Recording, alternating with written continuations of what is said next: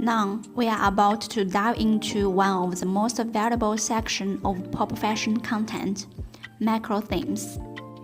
Hover your mouse on the toolbar and click Theme and Color below Trends. Here in Theme Filter, you'll find all previous seasons' macro themes.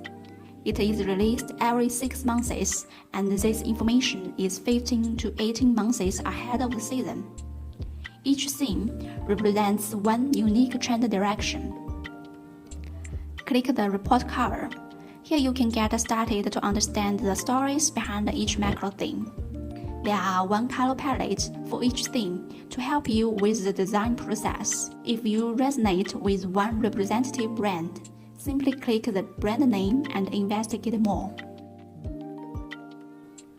Our trend reports allow you to zoom in every image and download them directly.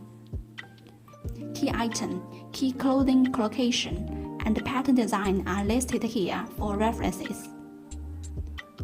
Once the macro themes are released, there will be more upcoming reports from different perspectives.